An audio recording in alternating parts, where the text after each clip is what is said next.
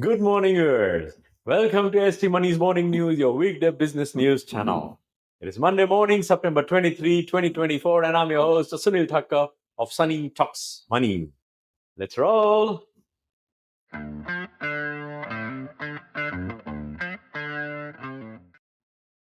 After Thursday's Fed-fueled exuberance, markets sobered up a bit. US stock indexes took a breather on Friday as investors paused buying after a strong rally in the prior session. The S&P 500 and Dow Jones Industrials both had closed at record highs on Thursday, albeit after a delayed response to the upsized interest rate cut by the Federal Reserve.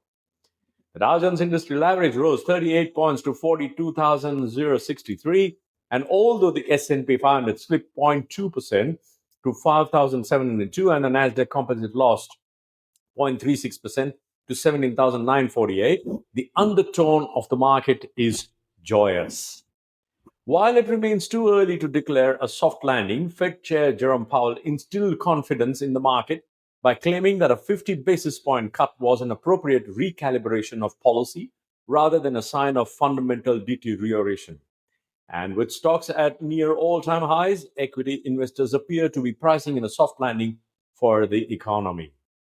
Already, markets are fully pricing in a cut of at least 25 basis points in November, with expectations for a cut of 50 basis points rising after comments from Fed Governor Christopher Waller increased expectations the central bank will cut interest rates by 50 basis points at its November meeting, having just cut by 50 basis points last Wednesday.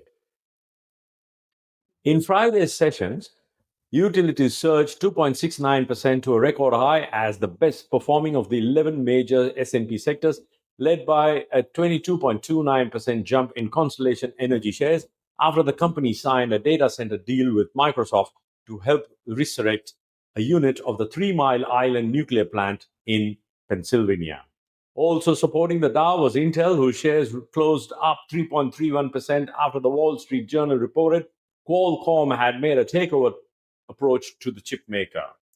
FedEx plunged 15.23% after lowering its full year revenue forecast, sending the Dow Jones Transport Index down 3.53%, its biggest daily drop since late April 2023.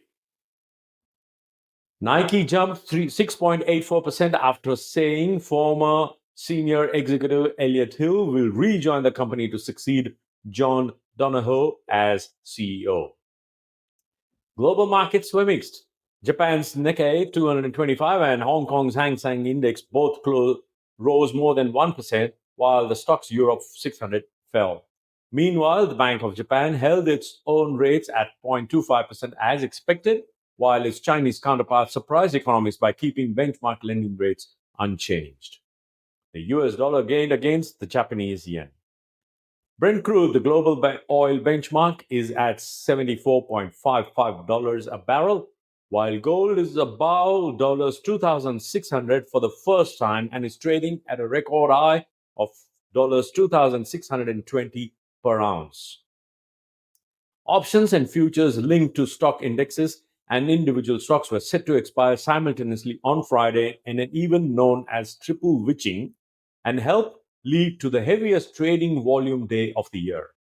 The so-called triple witching day occurs when there is a simultaneous expiration of stock options, index options, and index futures contracts. It occurs on the third Fridays of March, June, September, and December every year and sees heavy trading and potential burst of volatility. Volumes on US exchanges was 19.97 billion shares compared with the 11.48 billion average for the full session over the last 20 trading days. A note of caution.